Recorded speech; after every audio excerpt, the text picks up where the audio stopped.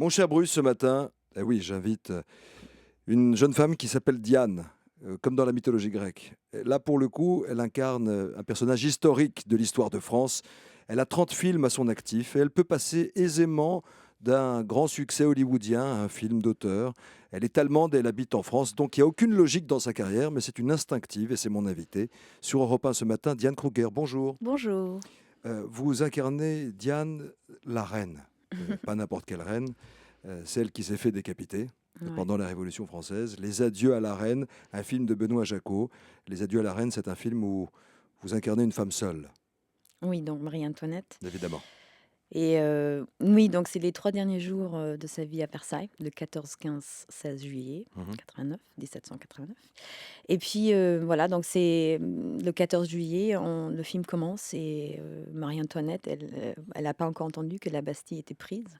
Donc elle est, comme on l'imagine, très loufoque, un peu frivole. Elle a- voilà, donc Elle et fait des puis grasses matinées. exactement, Voilà. elle a aucune souci. Et puis en avant une vignette, en fait, on découvre, à travers du regard de Sidonie Laborde, qui jouait Paléa Seydoux, Mhm. on découvre, en fait, les rumeurs qui se passent à Paris, la Bastille qui était prise, donc le début de la Révolution. Qu'est-ce qu'elle Et fait, Sidonie, dans le film? Elle est la lectrice, la celle lectrice, qui vient en fait lui lire des passages de Marivaux ou de, ouais, voilà, de romans à la mode de l'époque et qui distrait la reine en fait. exactement, Et à ouais, travers son regard, on découvre ce qui se passe en parallèle, sans exactement, le ouais. voir. On voit pas l'histoire, Non, on va jamais, en fait, on Paris. le ressent, Voilà, on voit les on la ressent. couloirs, de Versailles, on voit le travers, enfin, on voit pas le glamour de Versailles qu'on imagine, ouais. Vous avez tourné à Versailles même. Aussi, ouais. Comment c'est de tourner là où a vécu Marie-Antoinette quand vous l'incarnez au cinéma? Qu'est-ce qu'on ressent, Écoutez, Diane Kruger? c'était assez étrange. C'est vrai que peut-être le fait que moi aussi, je suis étrangère, j'ai peut-être eu un petit peu le même regard sur Versailles qu'elle a dû avoir. Parce que c'est vrai que c'est magnifique, mais en même temps, c'est très froid comme C'est endroit. lourd. C'est lourd, ouais, c'est pesant. Mhm. Et moi, j'ai déjà visité le château de Marie-Thérèse en Autriche. Mhm. Et c'est très différent, en fait, les châteaux en Allemagne. C'est un peu moins doré, c'est un peu moins... Moins clinquant. oui, enfin, vous le dites. Et, euh, et donc, enfin, vraiment, ça m'a... Même si j'ai trouvé ça magnifique, je me sentais quand même pas à l'aise, enfin, Hmm. d'être là. Et Et ça vous a c'est... aidé pour le rôle, j'imagine, Je ça. pense, oui, parce qu'en plus, après, quand on visite le petit Trianon, je comprends tout à fait pourquoi elle a choisi plutôt de vivre là-bas qu'à Versailles, quoi. Pourquoi, comment on se sent quand on est au Petit Trianon? Bah, c'est très, c'est humaine. Enfin, je veux dire, Hmm. c'est des beaucoup plus petites pièces, c'est chaleureux. On vous sent mélancolique dans le film, petit à petit, parce qu'elle réalise qu'elle est isolée. Elle veut fuir, mais elle prendra trop de temps, puisque son mari, le roi, l'en empêche. Elle ne partira pas. Et on découvre aussi le monde de la cour. Mmh. On montre Versailles tel qu'il était à l'époque, avec Des rats, des rats, ouais. voilà, tout n'est pas très propre. Ça, on le savait, ça fait partie du mythe. Mmh. Euh, cette mélancolie, comment est-ce qu'on la joue quand on est comédienne? Bah, en fait, je pense que c'est plus elle a un pressentiment, que c'est le début de la fin. Je pense que, enfin, dans les biographies que j'ai lues, c'était un sentiment dans toutes les biographies, qu'elle sentait quand même beaucoup plus tôt que même Louis XVI, que là, Il se passait quelque chose. il se passait quelque chose que plus Mhm. jamais ça va être pareil. Donc, je voulais montrer donc ça, et aussi la trahison par Gabrielle de Polignac, qui était sa favorite. Et dans le film, on en sous-entend que c'était un amour très fort. Mais c'était sa favorite ou son amoureuse? Bon, c'est favorite sûre, amoureuse, je ne sais pas, Vous le mais en tout laissez cas. suggérer dans le film?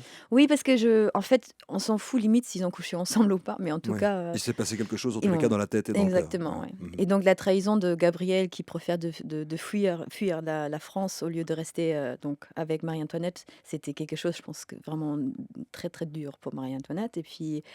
Et puis voilà, le fait que Louis XVI ne veut pas partir à Metz, donc elle sait que c'est la fin. Et je voulais aussi montrer qu'à la fin, en fait, elle devient reine. Trop tard, elle a abusé de tous ses pouvoirs, mais de la petite fille qu'elle était, elle devient enfin, elle prend ses responsabilités, elle Elle devient réalise. reine. Voilà. C'est Virginie Ledoyen qui incarne la comtesse. Gabrielle de Polignac, Elle est oui. comtesse ou duchesse? Duchesse. Elle est Enfin, elle était duchesse. rien, hein, c'est Marie-Antoinette qui a élevée au rang de la duchesse. Pourquoi? Parce qu'elle était talentueuse, charismatique et elle arrivait à la distraire, c'est ça, dans la Elle avait des cour? très beaux yeux. Non, mais en fait, ils se sont rencontrés sur un bal masqué à Paris. Donc, Mhm. Gabrielle était, enfin, elle vivait à Paris, c'était pas du tout quelqu'un de noble. Mhm. Et elle savait pas qu'elle rencontrait en fait la reine. Et je crois c'est pour ça aussi que Marie-Antoinette avait l'impression, en tout cas, que c'était un amour pur, parce qu'elle l'aimait pour ce qu'elle était et pas pour la reine. Mhm. Et donc mais par contre, elle a pris toute la famille de Gabriel, elle les a amenés à Versailles, elle leur donnait des Elle titres, a non payé pour eux. voilà, Ouais. donc après je sais pas à quel point pour Gabriel c'était aussi pur, Ce que qui pour n'a pas plu aux révolutionnaires de toute manière, parce oui, qu'elle était dans la liste de ceux qu'il fallait décapiter ouais, avec la numéro reine. 2, ouais. Vous, vous êtes allemande, Mmh. vous jouez une Autrichienne en France, un rôle historique. Est-ce qu'il y a une résonance comme ça qui fait que vous vous identifiez à un moment à ce que vous incarnez au cinéma? Bah, je j'ai quand même l'impression des fois des rôles cherchent des actrices, c'est Expliquez-moi ça. je n'ai jamais pensé à jouer, Marie-Antoinette, je voyais pas, voilà le rapport, mais c'est vrai que quand je l'ai lu, je me suis aperçue, que j'ai pratiquement le même âge qu'elle quand elle s'est fait prendre à Versailles. On a les mêmes origines puisqu'à l'époque, l'Autriche, c'était l'Allemagne. Mhm. Le film se passe un 14 donc 15-16 juillet. Moi, je suis née un 15 juillet, ma mère s'appelle Marie-Thérèse Ouf. et je suis arrivée en France pratiquement aussi à Et même vous croyez à ces coïncidences, Diane Kruger? pas vraiment, mais c'est vrai, là, c'était un peu frappant. C'était un rôle difficile à interpréter pour vous. Oui, bien sûr. Pourquoi? Déjà des grandes figures historiques, beaucoup de gens ont déjà une opinion, sur ce personne-là et Mhm. notamment Marie-Antoinette. Elle fait encore débat. C'est Voilà, ça qui est intéressant. Nous sommes au oui, 21e siècle, on parle de Marie-Antoinette. Est-ce qu'elle était gentille, victime, voilà, machiavélique ou tout mmh, simplement voilà, victime de l'histoire? c'est sûr et aussi il y avait déjà beaucoup de films qui ont été, Fait? faits à ce Mhm. sujet-là Mhm. et puis voilà donc et le rôle demandé, elle est un peu borderline dans le film. Mhm. Elle est quand même, elle change, d'état d'âme et Un peu d'émotion, lunatique. voilà, exactement. Et c'était quoi le piège à éviter quand on doit jouer Marie-Antoinette? La juger, en fait, enfin, pour moi, en tout cas, hein, parce que pas même quand on voit, par exemple, le film de Coppola, on sent très bien que Sofia, elle adore Marie-Antoinette. Pour Mhm. elle, c'était un hit girl, qui était injustement décrié et Mhm. qui voilà. Faut pas prendre position en fait. Enfin, pour moi, parce que c'était fait, donc ce film-là est magnifique et c'est un tableau et c'est une partie prise. Mais là, on veut montrer la femme, pas vraiment la reine, vous voyez ce que je veux dire? Donc j'ai essayé en fait de m'approcher des sentiments, comme la trahison ou je sais pas, cette pressentiment de responsabilité à prendre. Mhm. Ça, c'est quand même des choses avec lesquelles je peux m'identifier. Donc c'est ça que j'ai essayé de... Et c'est vrai que c'est rare de voir au cinéma qu'un réalisateur puisse décortiquer ce qui se passe dans la tête de ceux qui font Mm, l'histoire avec un grand H sans mm, même s'en rendre compte, parce qu'à ce moment-là, exactement, personne ne sait ce qui va se passer. exactement, je suis d'accord. Euh, Autre question. Comment est-ce que vous passez d'un rôle aux États-Unis où vous pouvez vous jouer, vous le faites, vous êtes dans le truc, le blockbuster américain, à un film plus pointu, un film d'auteur en France? Comment est-ce qu'on gère une carrière comme ça avec deux cœurs? Ben, ça s'est fait un peu tout seul. C'est vrai que c'est amusant. Là, en ce moment, je suis en tournage en Louisiane. Je joue une alien. Donc c'est vrai que ça me Aucun fait... rapport avec Marie-Antoinette? Non, voilà, donc ça me fait un peu bizarre de me retrouver 3 jours à Paris pour faire la promo. Mais c'est ça qui est génial, je trouve. Alors et en plus, c'est ce genre de rôle, jamais en Europe, enfin, je voudrais faire un film comme ça ici, ça se fait Un certainement film d'alien oui. avec de l'hémoglobine, ça tue, tout ça, il y a des martiens, c'est un truc de fou. Non, non, quand même pas, ça s'appelle Ah, Les âmes vagabondes de c'est Andron Nickel qui réalise, ah, qui a ah, fait Gattaca et tout ça. mhm. Enfin bref, mais quand même, et c'est génial aussi d'inventer un personnage complètement, fou comme ça. Donc Finalement, j'aime le 2, ouais.